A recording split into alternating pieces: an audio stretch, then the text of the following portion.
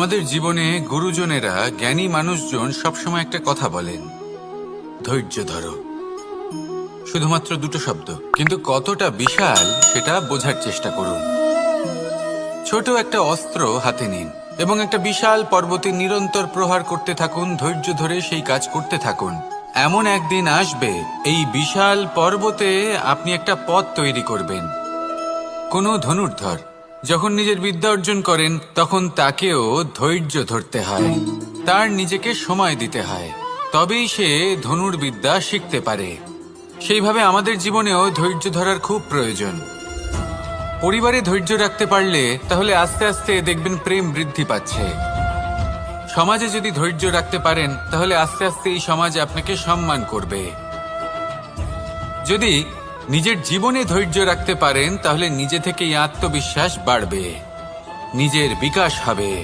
জীবনে সবই সম্ভব যদি ধৈর্য রাখতে পারেন। হয়তো আস্তে আস্তে হবে, কিন্তু হবে অবশ্যই। শুধু ধৈর্য রাখুন, কারণ ধৈর্যই সব থেকে বড় পুঁজি।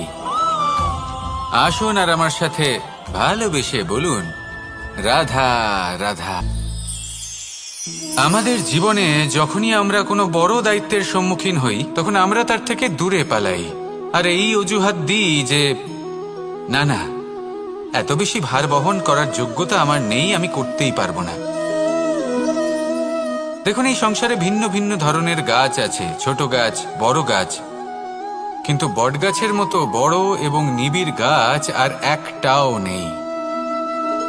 সে নিঃস্বার্থভাবে এই সংসারকে সেবা করে যায়, ছায়া প্রদান করে, শীতলতা প্রদান করে। আর যখন এমন সময় আসে যখন তার ওপর বোঝা অত্যন্ত বেড়ে যায়, সে কিন্তু কোনোভাবেই ভেঙে পড়ে না। তখন সে নিজের নিঃস্বার্থ কর্মের ফল লাভ করে, সেই নিঃস্বার্থ কর্ম যা সে করেছে। তার দেহ থেকে ছোট ছোট ঝুড়ি বার হয় এবং তা কাণ্ডের আকার ধারণ করে।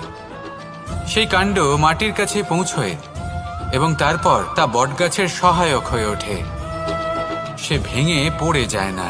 এইভাবে আপনিও জীবনে নিঃস্বার্থভাবে সবার সেবা করুন, ভালোবাসুন, সবাইকে সাহায্য করুন। যেদিন আপনার ওপর বোঝা অত্যন্ত বেড়ে যাবে, সেদিন এই সব মানুষ আপনাকে সাহায্য করার জন্য আসবেন, আপনার শক্তি হয়ে উঠবেন, আর আপনি বটগাছের মতোই মহান এবং বিশাল হয়ে উঠবেন। আসুন আর আমার সাথে ভালোবেসে বলুন, রাধা রাধা। একটা শব্দ আছে, পরিস্থিতি। অনেক মানুষের মুখে আমরা এই শব্দ শুনি। জীবনে যখন অসফল হই, দুঃখ আসে, সংকট আসে, কোনো বিপদ ঘনিয়ে আসে, তখন সমস্ত দোষ আমরা পরিস্থিতির ওপর চাপিয়ে দিই। আর দেখতে গেলে কোথাও না কোথাও ঠিকই করি।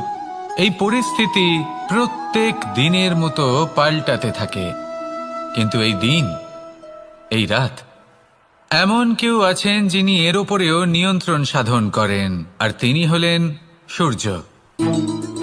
ঠিক সেই রকমই আমাদের জীবনেও সূর্য হলো এই মন।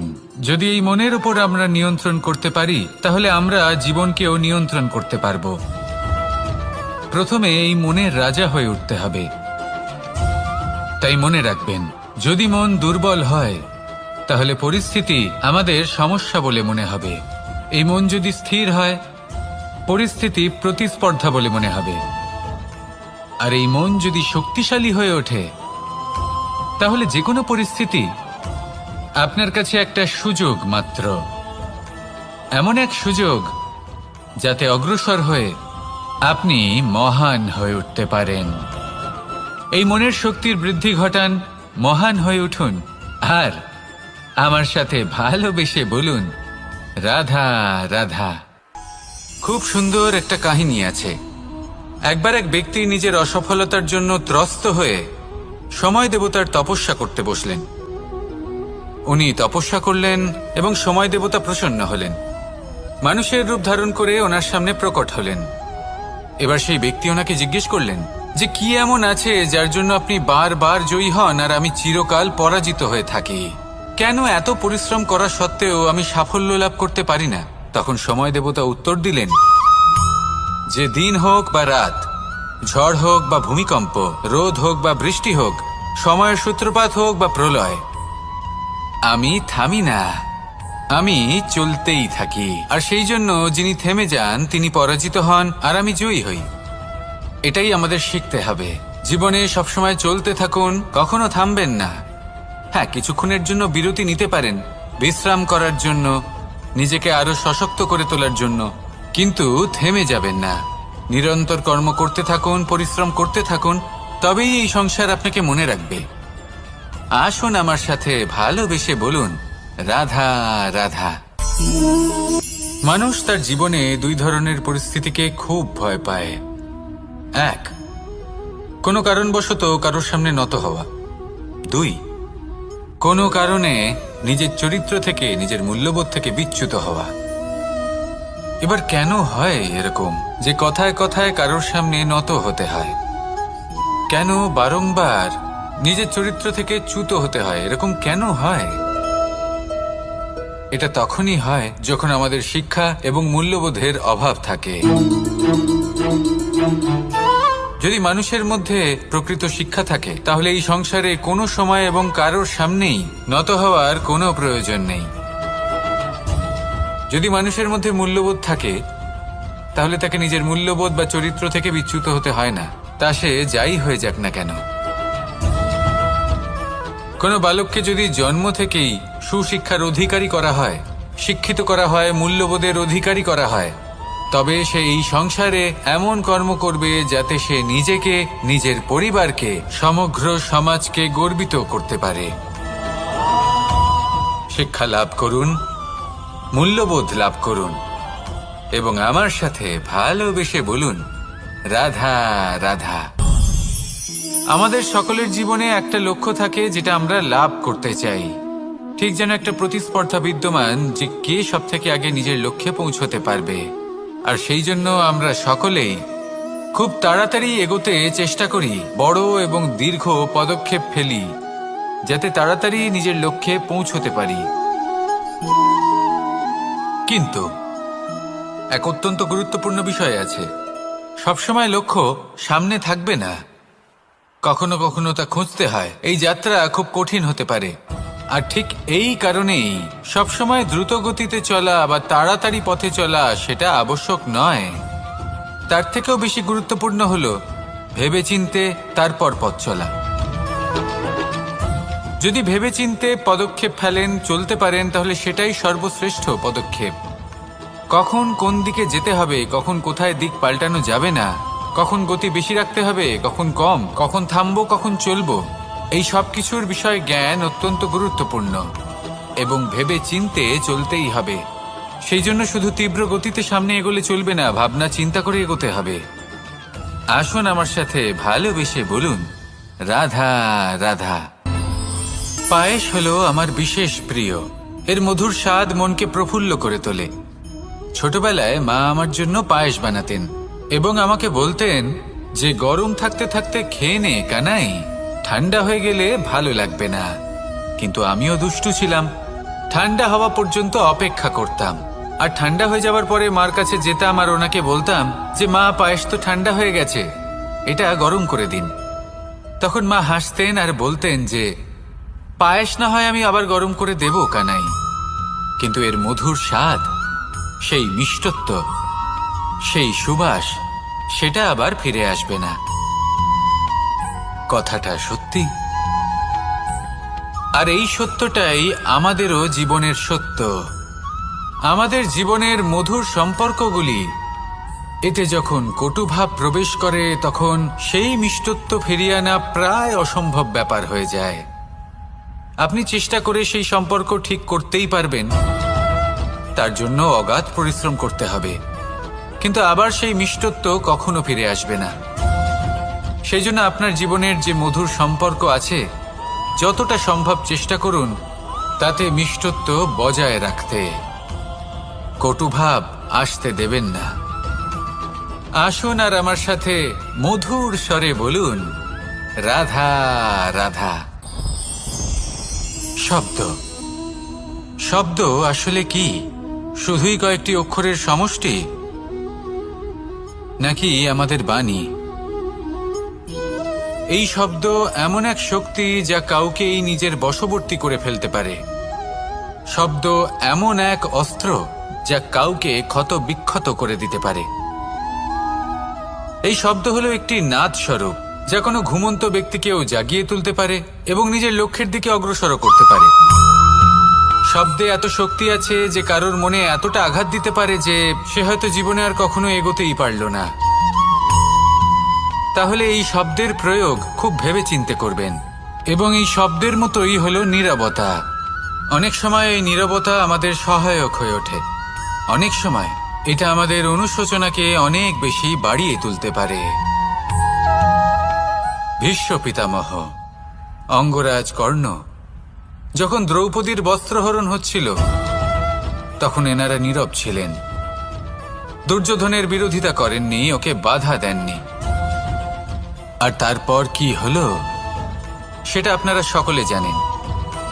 দেখতে গেলে নীরবতা চুপ করে থাকা, কিন্তু যদি কোনো দুষ্টের সামনে চুপ করে থাকেন, যদি তার বিরোধিতা না করতে পারেন, তাহলে এই নীরবতাই অনেক বড় পাপের আকার ধারণ করে। মনে রাখবেন আর আমার সাথে ভালোবেসে বলবেন, রাধা রাধা। আভূষণ। কার না ভালো লাগে এই আভূষণ? আমরা পরিশ্রম করি, ধন অর্জন করি আর আভূষণ কিনে থাকি, কখনো নিজের জন্য, কখনো বা তাদের জন্য যাকে আমরা ভালোবাসি, বা তাদের জন্য যাকে আমরা সম্মান করি। হয়তো সেই জন্যই সীতা চূড়ামণি ধারণ করেছিলেন এবং আমি সামন্তকমণি। কিন্তু এটাই কি সেই প্রকৃত আভূষণ যা আপনার মূল্য বৃদ্ধি করে? না। শ্রীরামের আভূষণ হল ওনার নম্র ভদ্র ব্যবহার। মাতা সীতার আভূষণ হল ওনার সততা, ওনার নিষ্ঠা, ওনার ত্যাগ। অর্জুনের আভূষণ ছিল ওনার একাগ্রতা। রাধার আভূষণ ওনার প্রেম। এই আভূষণ কোথাও নেই, আপনার মনে আছে। যদি আপনার মনে মিষ্টতা থাকে, তা শান্ত হয়, তাতে সততা থাকে, নিষ্ঠা থাকে এবং প্রেম থাকে, তাহলে আপনার অন্য আর কোনো আভূষণের কোনো প্রয়োজন নেই। আপনি যতই ভিড়ের মাঝে থাকুন, আপনার ঔজ্জ্বল্য চোখে পড়বে। আসুন আর আমার সাথে ভালোবেসে বলুন, রাধা রাধা। এই সংসারের সবথেকে বড় সত্যি হলো জন্ম এবং মৃত্যু। কিন্তু আরো বড় একটা সত্য আছে, মিত্র এবং শত্রু, যা আমাদের সকলের জীবনে থাকে।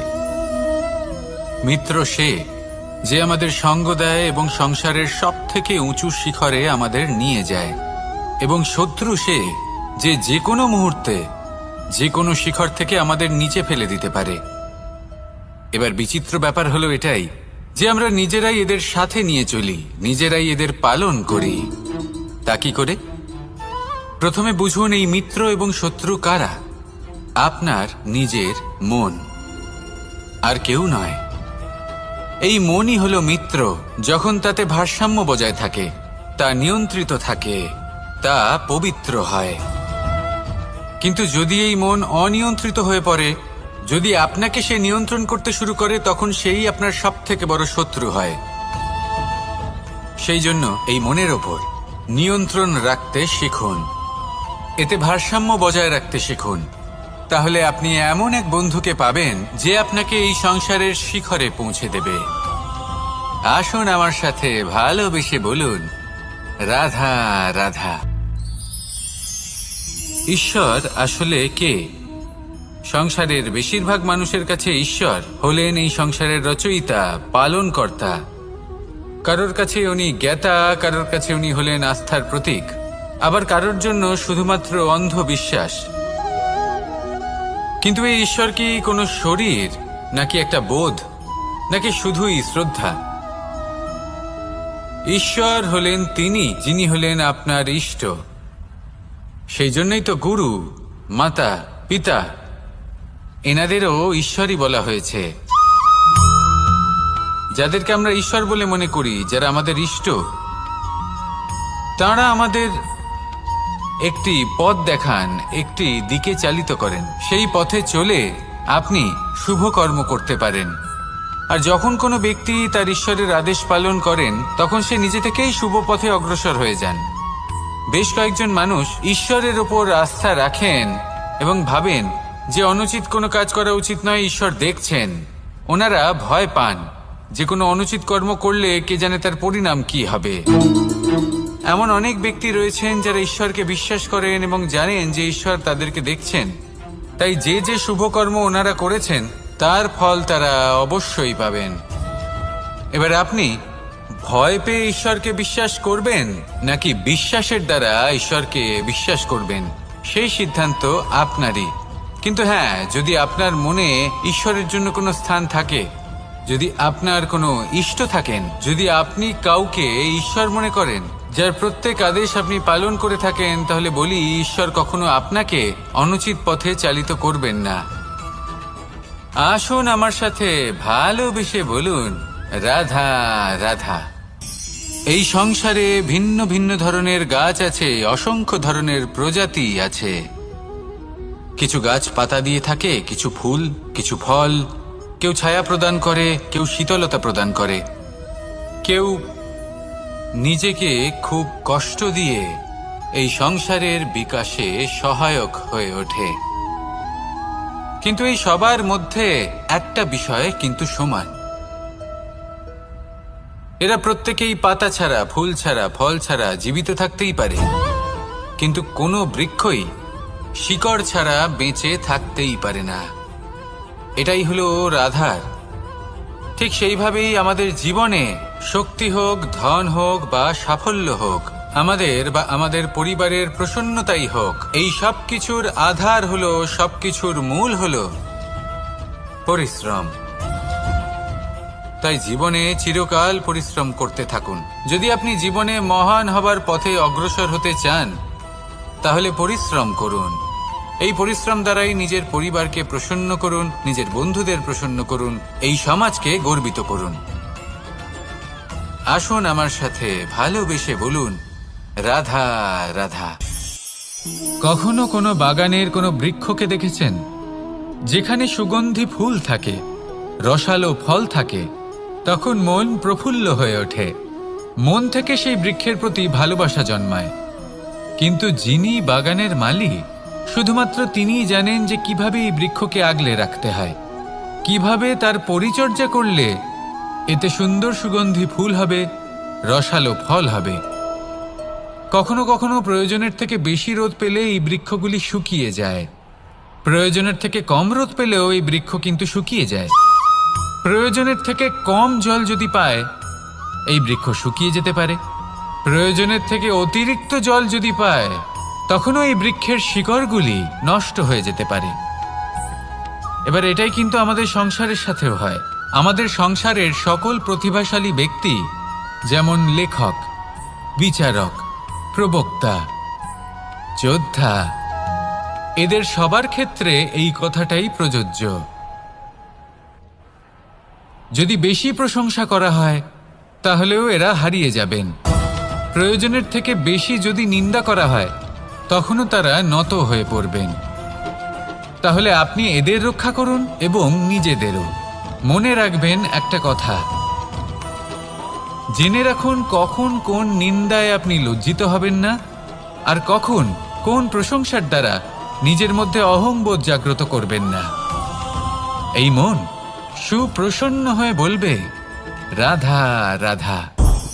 যদি আমি কোনো বনে যাই, কোনো নির্জন বনে, সেই বনের বিষয়ে, সেই পথের বিষয়ে, গাছপালার বিষয়ে, পশুপক্ষীর বিষয়ে আমার যদি কোনো জ্ঞান না থাকে, সেই বনের ক্ষুদ্র থেকে ক্ষুদ্রতর অংশের বিষয়ে যদি আমার কোনো জ্ঞান না থাকে, তাহলে হতেই পারে সেই বনে কোথাও আমি হারিয়ে যাব।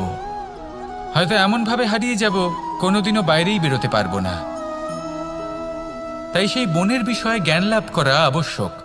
এটাই হলো শিক্ষা। জীবনে বেশিরভাগ মানুষই কেন অসফল হন? ওনারা একটা লক্ষ্য স্থির করেন, কিন্তু সেই পথের বিষয়ে তারা পর্যাপ্ত জ্ঞান অর্জন করেন না। সেই পথে কি বিপদ আসতে পারে প্রত্যেকটা পৃষ্ঠার জ্ঞান তাদের নেই, আর সেই জন্যই তারা অসফল হন। আপনি জীবনে যখনই কোনো লক্ষ্য স্থির করবেন, কোনো লক্ষ্য সাধন করবেন, পরিকল্পনার সাথে সেই পথে অগ্রসর হন। সেই পথকে বোঝার চেষ্টা করুন, সেই পথের বিপদ সম্পর্কে জ্ঞান লাভ করুন, সব কিছু জানার চেষ্টা করুন, অজানা তথ্য আহরণ করুন, আর তারপর সেই লক্ষ্যের প্রতি নিজেকে সমর্পিত করুন।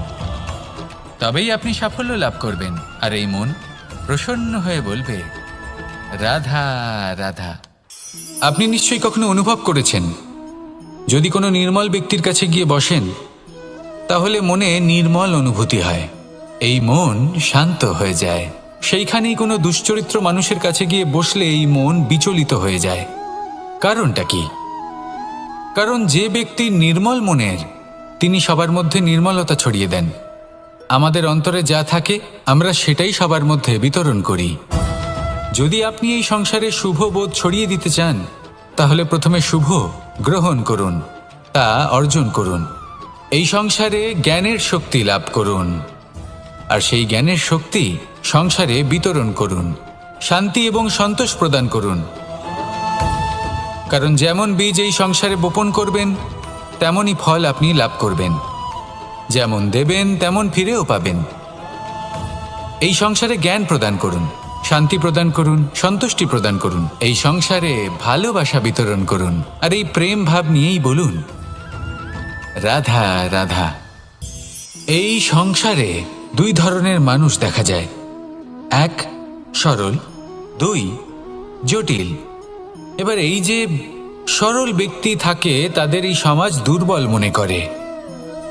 এমনিতে দেখতে গেলে জলও সরল, বায়ুও সরল।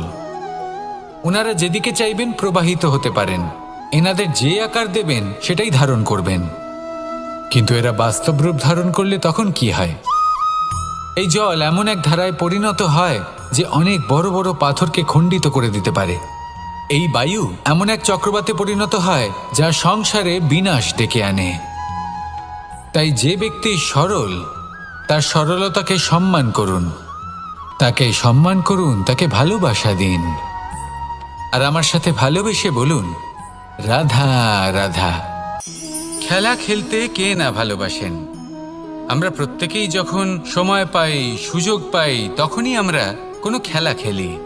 খেলার সময় দুই ধরনের মানুষ ওখানে থাকেন, এক যারা অংশগ্রহণ করেন, আর দুই যারা দেখতে থাকেন, যারা দর্শক হয়ে দেখেন, যারা নিজের পক্ষের বিজয়ের ফলে উচ্ছ্বসিত হয়ে থাকেন, পরাজয়ের ফলে শোক পালন করেন, পরামর্শ দিয়ে থাকেন।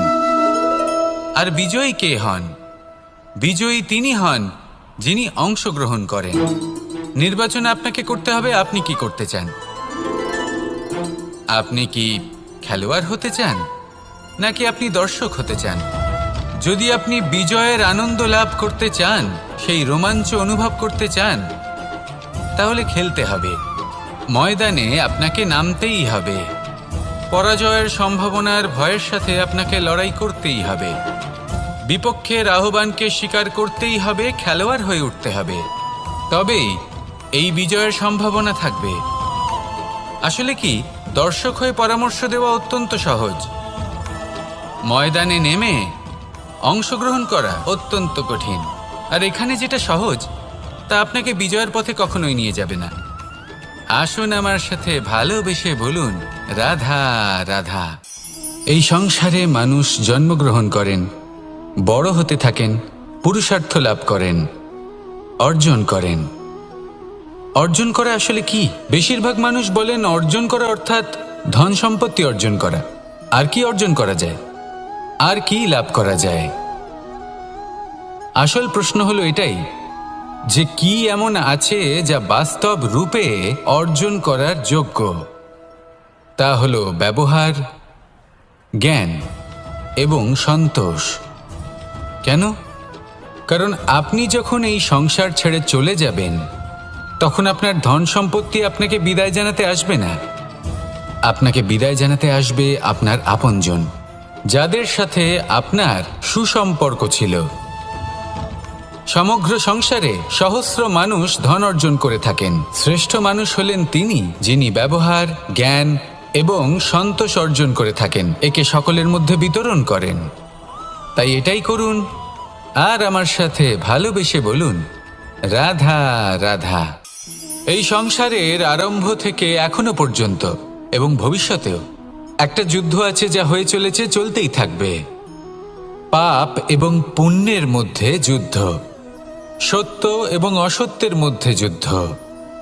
এই যুদ্ধ চলেই আসছে, আর এই যুদ্ধে যারা লড়েন তাদের আমরা সবসময় জয় জয়কার করি। আর যারা এই জয় জয়কার করেন তাদের প্রত্যেকের একটা বিশেষ গুরুত্ব থাকে। যখনই কোনো যোদ্ধা যুদ্ধক্ষেত্রে ক্লান্ত হয়ে পড়ে, শক্তিহীন হয়ে পড়ে, তখন এরা জয় জয়কার করে, শঙ্খ বাজাতে থাকে। সেই যোদ্ধাকে অনুপ্রেরিত করে, শক্তি এবং সাহসে ভরিয়ে তোলে, আর তখন সেই যোদ্ধা সেই যুদ্ধকে এগিয়ে নিয়ে যেতে পারে। যখন শ্রীরাম লঙ্কা যাত্রা করার জন্য সেতু তৈরি করছিলেন, তখন একটা ছোট্ট মিষ্টি কাঠবিড়ালি নিজের মুখে মাটির টুকরো বয়ে নিয়ে গিয়ে তার সাধ্যমতো তাকে সাহায্য করছিল। শ্রীরাম দেখলেন এবং বললেন যে ও তো সবার মনোবল বৃদ্ধি করছে, সবাইকে প্রেরিত করছে। ও বলল যে আমি এত ছোট হয়েও যদি এই কাজ করতে পারি, তাহলে আপনারা সবাই কেন পারবেন না? এটাই হলো সেই সকলের মাহাত্ম্য, যারা জয় জয়কার করেন, অনুপ্রেরিত করেন, সাহস যোগান।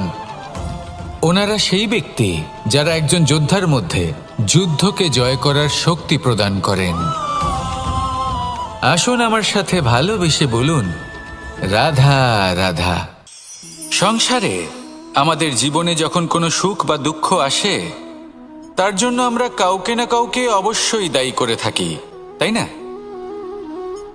এই ব্যক্তি আমাদের সাথে এরকম কাজ করেছেন, তাই আমার সাথে এমন হলো। ওই ব্যক্তি যদি এমনটা না করতেন, তাহলে আজ আমি ওই স্থানে পৌঁছতে পারতাম। সবই আপনার দৃষ্টিভঙ্গির ওপর নির্ভরশীল, আর যদি আপনার দৃষ্টিভঙ্গি এমন হয়, তাহলে তা অনুচিত। সত্যি কথা বলতে এই সংসারে ভিন্ন ভিন্ন ধরনের মানুষ আছে। এটা আপনার ওপর নির্ভর করছে কিভাবে তাদের স্বাগত জানাবেন। একবার ভাবুন, আমি আমার দুটো হাত সামনে নিয়ে এলাম, দুটো মুঠো খুলে দিলাম। দুই প্রকারের মানুষ আসবেন, কিছু না কিছু দিয়ে যাবেন। এই মুঠো যদি আমি বন্ধ করে দিই, তাহলে না কেউ আমাকে কিছু দিতে পারবে, না আমার কিছু যাবে আসবে। নিশ্চয়ই বুঝতে পারছেন এই দুই ধরনের ব্যক্তি কারা এবং তারা কি দিয়ে যান। আমি যদি নিজের মুঠো খুলে দিই, তাহলে কিছু ভালো মানুষ আসবেন, আমাকে আনন্দ, সন্তুষ্টি, জ্ঞান প্রদান করে যাবেন, ভালো অভিজ্ঞতা দিয়ে যাবেন। কোনো খারাপ ব্যক্তি যদি আসেন, তাহলে তিনিও খারাপ অভিজ্ঞতা দেবেন, যার থেকে আমি শিক্ষা লাভ করব। এই সব কিছু আমি লাভ করতে পারি। মুঠো যদি বন্ধ করে রাখি, তাহলে আমি কিছুই পাবো না। দেখুন, এই সংসারে প্রত্যেকের জীবনে এইরকম। প্রত্যেকের জীবনে সবকিছুই আছে, ভালো খারাপ দুই মানুষই আছে। ভালো অভিজ্ঞতা আছে, খারাপ অভিজ্ঞতা আছে। নির্ভর করছে আপনার উপর যে আপনি কি করবেন, এনাদের স্বাগত কিভাবে জানাবেন, কার থেকে কি বুঝবেন, কি শিখতে পারবেন, আর কোন দৃষ্টিভঙ্গি নিয়ে অগ্রসর হবেন। এটাই নির্ধারণ করবে যে আপনার জীবন কেমন হবে। আসুন আমার সাথে ভালোবেসে বলুন, রাধা রাধা। এটা হলো একটা সাদা পাতা। এবার এতে আমি যাই লিখব, সেটাই এর অস্তিত্ব হবে। এতে আমি প্রেমের কিছু কথা লিখে একে প্রেমপত্র বানিয়ে তুলতে পারি। মাতা পিতার জন্য একটা শুভ সংবাদ লিখতে পারি। শত্রুর বিষয়ে সতর্ক করব বলে সেনাকে একটা সংবাদ লিখতে পারি। দ্বারকাবাসীর জন্য কোনো সংবাদ পাঠাতে পারি। যাই লিখব, এই পত্র সেটাই হয়ে উঠবে। সেই রকমই হলো আমাদের জীবন। আমরা যেমন কর্ম আমরা করব, আমাদের অস্তিত্ব এবং ব্যক্তিত্ব ঠিক তেমনই হয়ে উঠবে। যদি আপনি একটা অসাধারণ, উজ্জ্বল এবং সম্মানজনক জীবনযাপন করতে চান, তাহলে তার একটা রহস্য আপনাকে বলি। যেমন কথন হবে, কর্ম তেমন হবে। অর্থাৎ যতটুকু বলেছেন ততটুকুই করুন, আর যতটুকু করেছেন ততটুকুই বলুন। এই একটা নিয়ম যদি আপনারা পালন করেন, তাহলে এই সংসারের সমস্ত পণ্ডিত আপনাকে অবশ্যই সম্মান করবেন। তাহলে এটাই করুন, আর আমার সাথে ভালোবেসে বলুন, রাধা রাধা। কখনো কোনো পাখিকে দেখেছেন? যখন সে প্রথমবার উড়তে চেষ্টা করে, সে বাসা থেকে মাটিতে পড়ে যায়, কিন্তু সে হার মানে না। চেষ্টা করতে থাকে, করতেই থাকে, ডানা ঝাপটাতে থাকে, আর তারপর সে উড়তে শেখে। গোল শালগ্রাম শিলাকে দেখুন, পর্বত থেকে খসে পড়ে, ধাক্কা খায়, জলের প্রবাহ দ্বারা ঘর্ষিত হয়, তারপরে তা শালগ্রামে পরিণত হয়। ভেবে দেখুন, যদি কোনো পাখি প্রথমবার উড়তে গিয়ে এটা ভাবে যে না না, যদি আমি পড়ে যাই তবে, আমার যদি আঘাত লাগে তবে, আর যদি ভয়ের কারণে সে শুরুই না করতে পারে, চেষ্টাই না করে, তাহলে কি সে উড়তে শিখবে? কখনোই নয়।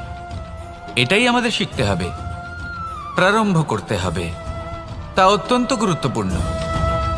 যখন আমরা কিছু শুরু করি তখন ভয় করে, কিন্তু যদি এটা না করেন জীবনে কখনো সামনে এগোতেই পারবেন না। হতেই পারে প্রারম্ভ করার পরে আপনি পড়ে যাবেন, বারবার নিচে পড়ে যাবেন, কিন্তু যদি নিরন্তর চেষ্টা করতে থাকেন তাহলে একদিন না একদিন আপনি অবশ্যই সফল হবেন। এই শুরু করাটাই সব থেকে বেশি কঠিন। এর দ্বারা ভয়ভীত হবেন না। আসুন আর আমার সাথে ভালোবেসে বলুন, রাধা রাধা। যদি আমি আমার চোখ বেঁধে কোনো একটা নির্দিষ্ট দিকে নিজের সমস্ত শক্তি প্রয়োগ করে ছুটে যাই, তাহলে কি হবে? আমি কোথাও ধাক্কা খেতে পারি, নিজের ক্ষতি করতে পারি, কোথাও পড়ে যেতে পারি, তাই না? অর্থাৎ এটা নিশ্চিত এই কাজ আমার করা উচিত নয়। কিন্তু আজকের দিনে প্রত্যেকটা মানুষ এই কাজই করছেন, তাই না? কোনো কাজ করার পূর্বে সেই কাজের বিষয়ে সম্পূর্ণ তথ্য কোথায় সংগ্রহ করছেন? শুধু এটুকু জানেন যে এই কাজটা করলে কত ধন অর্জন করবেন আর কত নাম হবে, আর ব্যাস সামনে এগিয়ে যান। এটা উচিত নয়।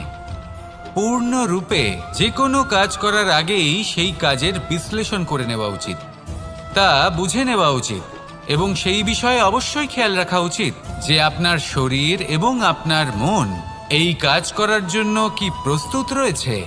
যদি তা না হয় তাহলে প্রথমে নিজেকে শুধরে নিন, তারপরে সেই কাজ করুন। যদি এইভাবে জীবনে সামনে এগোন তাহলে সাফল্যের সম্ভাবনা জীবনে অনেক বেশি বেড়ে যাবে। তাহলে এটাই করুন আর আমার সাথে ভালোবেসে বলুন, রাধা রাধা। এই সংসারের সব থেকে বড় যোদ্ধা কে? কেউ বলবেন অর্জুন, কেউ বলবেন ভীম, কেউ বলবেন হনুমান, আদি ইত্যাদি। কিন্তু এই সংসারের সব থেকে বড় যোদ্ধা আপনার মনের ভেতরে আছে, আপনার মনের মধ্যে আছে। সেই ব্যক্তি সব থেকে উঁচুতে পৌঁছতে পারেন যিনি নিজের অন্তরের খামতি বুঝতে পারেন, নিজের দোষ বুঝতে পারেন, তার সাথে লড়াই করেন এবং তার উপর বিজয় লাভ করেন। যে ব্যক্তি এটা শিখতে পারেন, যে ব্যক্তি এটার উপর জয়লাভ করতে পারেন, তিনি হলেন সব থেকে বেশি শক্তিশালী, সব থেকে বেশি বীর এবং সব থেকে বেশি পরাক্রমী ব্যক্তি। আমরা সকলে এই সংসারকে পাল্টাতে চাই। তার জন্য প্রথম পদক্ষেপ আপনাকে নিতে হবে, নিজেকে দোষমুক্ত করতে হবে। যদি মানুষ নিজের অন্তরের দোষ বুঝতে পারেন এবং নিজেকে দোষমুক্ত করতে পারেন, তাহলে এই সংসার নিজে থেকেই দোষমুক্ত হয়ে যাবে, তাই না? তাহলে নিজেকে দোষমুক্ত করুন আর আমার সাথে ভালোবেসে বলুন, রাধা রাধা। মানুষের জীবন সবসময় ন্যায় আর অন্যায়ের মাঝে ঘুরপাক খেতে থাকে। প্রত্যেক মানুষের মনে হয় কোথাও না কোথাও তার সাথে অন্যায় হচ্ছে। কেউ বলেন যে ভাগ্য আমার সাথে অন্যায় করেছে, কেউ আবার বলেন এই সংসার আমার সাথে অন্যায় করেছে। আর প্রত্যেকেই ন্যায় বিচার চাইতে বৈঠক দাবি করে বসেন। কখনো এই বিচার গৃহে যান, আবার কখনো ওই বিচার গৃহে। যদি সত্যি কথা বলি, এই সংসারের সব থেকে বড় বিচার গৃহ আপনার কাছেই রয়েছে, আপনার মন। আপনার মনই হলো সব থেকে বড় বিচার গৃহ। এ খুব ভালো করেই জানে কি শুদ্ধ আবার কি অশুদ্ধ, এর শুভ অশুভর জ্ঞান রয়েছে, এ সব জানে।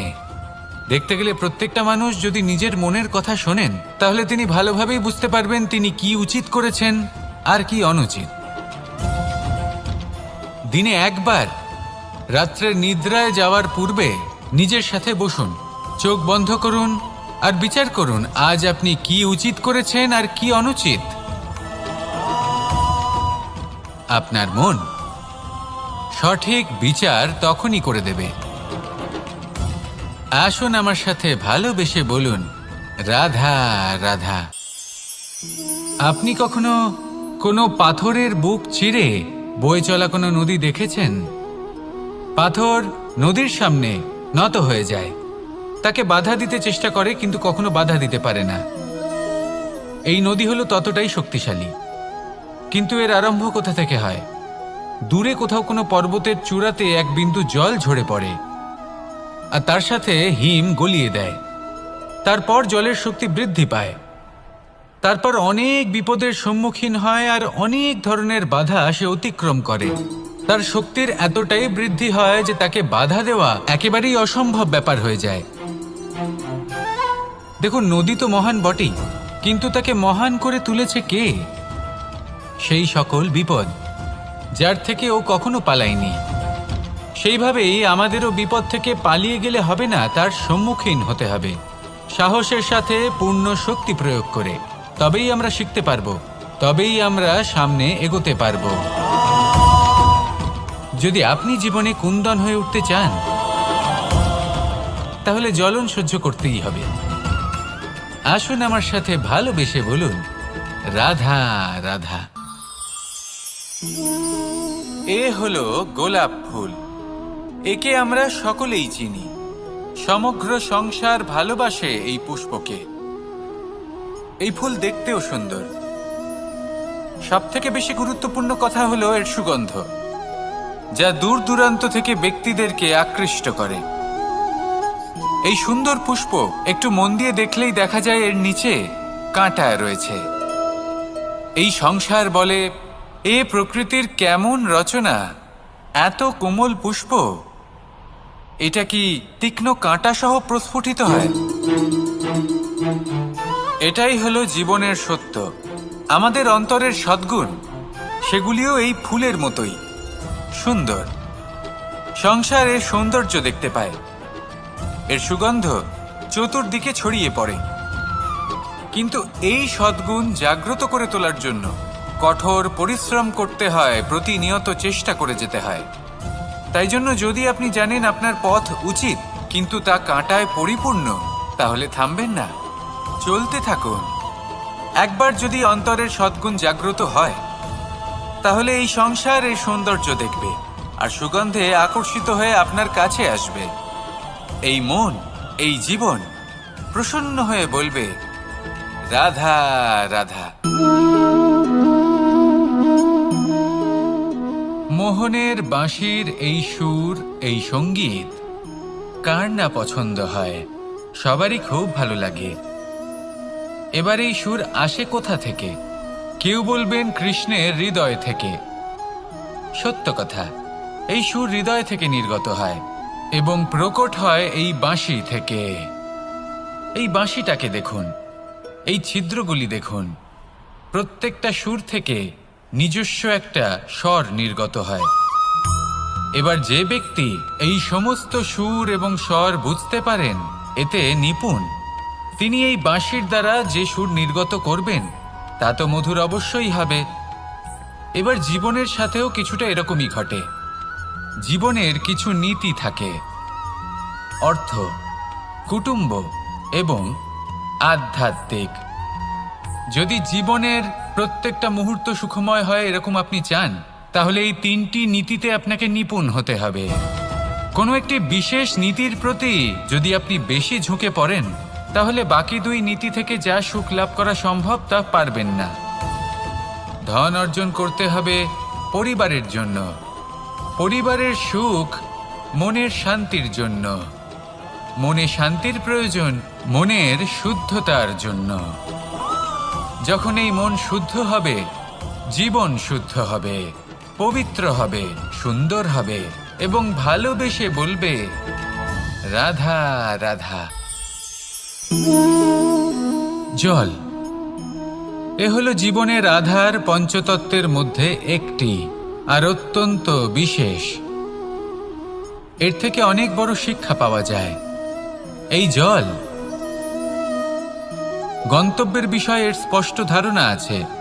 ও জানে ওর লক্ষ্য কি, আর প্রয়াস করে ততদূর সে পৌঁছেও যায়। এটি পর্বত থেকে বয়ে নিচে নেমে আসে, নদীর সাথে সমাহিত হয়ে তার সাথে বয়ে চলে। চিরসবুজ বনানী গড়ে তোলে, প্রাণীদের তৃষ্ণা নিবারণ করে, সামনে এগিয়ে চলে, মানুষের সাথে মিলিত হয়। যারা একে বাঁধের মধ্যে বেঁধে রাখতে চেষ্টা করে সে বন্দি দশাতেও থেকে যায়, মানুষের কল্যাণ করে। তারপর বাঁধ থেকে মুক্তি পেয়ে এগিয়ে চলে, কোথাও ধাক্কা খায়, কোথাও বাধা পড়ে, কোথাও যদি পথ খুঁজে না পায় তাহলে পথ খুঁজেই নেয়, আর যেখানে পথ থাকে না সেখানে পথ বানিয়ে নেয়, আর শেষ পর্যন্ত নিজের লক্ষ্যে পৌঁছেই যায়, অর্থাৎ সমুদ্রে গিয়ে সমাহিত হয়ে যায়। আমাদেরও কিছুটা এরকমই হয়ে উঠতে হবে। যেখানেই যাবেন সকলের কল্যাণ করুন, সামনে এগোন। আপনি কোথাও পড়ে গেলে, ধাক্কা খেলে আঘাত লাগবেই, উত্থান পতন লেগেই থাকে। সামনে এগোতে থাকুন। কোথাও পথ না পেলে তা খুঁজে নিন, কোথাও পথ না থাকলে তা বানিয়ে নিন। নিজের গন্তব্যের কথা সবসময় মনে রাখুন। শেষ পর্যন্ত নিজের মোক্ষ লাভ আপনি অবশ্যই করবেন। আর আমার সাথে ভালোবেসে বলুন, রাধা রাধা। জীবনের প্রত্যেক মুহূর্ত আমাদের কিছু না কিছু শিক্ষা দেয়, নির্ভর করছে আমাদের দৃষ্টিভঙ্গির উপর। যেমন নদী হলো আমার অত্যন্ত প্রিয়, নদীতে ভ্রমণ করতে আমার খুব ভালো লাগে। কি বলেন? নদীতে সবসময় নতুন কিছু থাকে, ও পুরনো কিছুই নিয়ে বসে থাকে না, সবসময় প্রবাহমান, কখনো থামে না। ততক্ষণ থামে না যতক্ষণ না সাগরে গিয়ে সমাহিত হচ্ছে। ঠিক এইভাবেই আমাদেরও উচিত নিজের জীবন অতিবাহিত করা, নদীর মতো। প্রত্যেক মুহূর্ত নতুন, তাই সেইভাবেই জীবন যাপন করুন। পুরনো কিছুই একত্রিত করে রাখবেন না, বিগত স্মৃতির মাঝে নিজেকে হারিয়ে ফেলবেন না। এই যে বর্তমান, এই যে মুহূর্ত, সেটাই হলো সর্বশ্রেষ্ঠ। এর মাঝেই জীবন যাপন করুন, নদীর মতো প্রবাহমান হতে শিখুন। আপনি শিখে গেলে তাহলে মনে রাখবেন, আমার আপনার মাঝে বিচরণ করতে বড়ই ভালো লাগবে। যে ব্যক্তি আনন্দের সাথে জীবনের প্রত্যেকটা মুহূর্ত অতিবাহিত করে, কোনো চিন্তা ছাড়াই প্রবাহমান হয়, কখনোই থামে না, যতক্ষণ না মুক্তি লাভ করছেন, এমন ব্যক্তির মধ্যেই রাধাকৃষ্ণ বসবাস করেন। তাহলে আসুন আমার সাথে ভালো